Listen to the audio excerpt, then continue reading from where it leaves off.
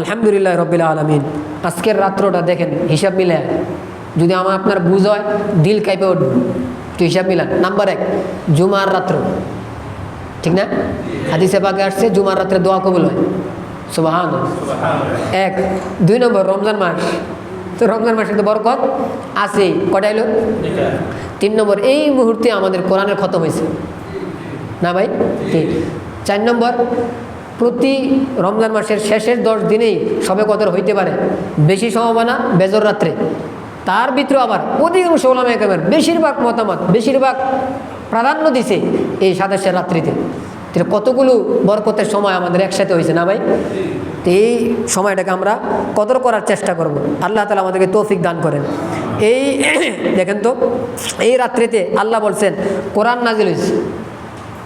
Number 2, এই রাত্রি 1000 মাসের চাইতে বেশি উত্তম, সুবহানাল্লাহ। ওই যে নবীজি কাহিনী শোনাইছেন, তো সাহাবীরা বলছে আমাদের তো সব বয়স এত বড় না, তো আল্লাহ তাআলা ওই মুহূর্তে এই রাত্রটা আমাদেরকে দান করছেন। আরও অনেকগুলো কথা লম্বা হয়ে দেব। এই রাত্রটা অতীতের কোনো উম্মত পায় নাই। এক রাত্রিতে যদি আমি আর আপনি যদি আল্লাহ তাআলাকে খুশি করি, তাহলে যেন 83 বছর লাগাতার ইবাদত করলে যেই পরিমাণ সওয়াব, এই পরিমাণ বলা হয় নাই, এর চেয়ে আরও বেশি, সুবহানাল্লাহ। তাহলে এমন রাত্র আল্লাহ আমাকে আপনাকে দিছে, এটা কদর করা দরকার কিনা ভাই? বলেন তো, এত দাম বাড়ছে কেন? কোরআনের কারণে। কিসের কারণে? কোরআনের কারণে। যদি রাত্রের এত পাওয়ার, তাহলে স্বয়ং কোরআনের কেমন পাওয়ার?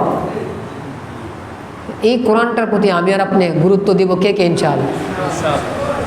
ভাই আমরা নিজেরা পারি নাই, তো নিয়ত করি আমার ছেলেকে আমি হাফেজ বানাবো, নিয়ত করি আমার বাইকনা বাইস্তা, আমার নাতি নাতনি সবাইকে আমি হাফেজ বানাবো, নিয়ত করতে পারি না?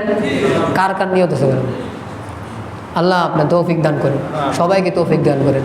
আলহামদুলিল্লাহ, বাংলাদেশ সারা পৃথিবীর মধ্যে হাফেজ তৈরির ক্ষেত্রে কিন্তু সবচেয়ে আগায়া।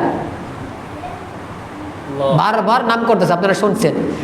হ্যাঁ, দেশীয়ভাবে যারা নাচানাচি করে, যে কোনো কাজ করে, এরা আন্তর্জাতিকভাবে কিন্তু এত আগাইতে পারে নাই। দ্বীনের ক্ষেত্রে, কোরআনের ক্ষেত্রে আপনাদের রাষ্ট্র যেই পরিমাণ আগাইছে, এটা নেয়ামত কি নেয়ামত না? কিন্তু নেয়ামতের উসুল আছে, নিয়ম আছে। আমি আর আপনার দাম দিব তো নেয়ামত থাকবো, আর যদি দাম না দিই নেয়ামত চলে দেব। এখন আমার আপনার ইচ্ছা। আল্লাহ তাআলা আমাদের সবাইকে এই ব্যাপারে গুরুত্ব দেওয়ার তৌফিক দান করেন। ওয়া আখিরু দাওয়ানা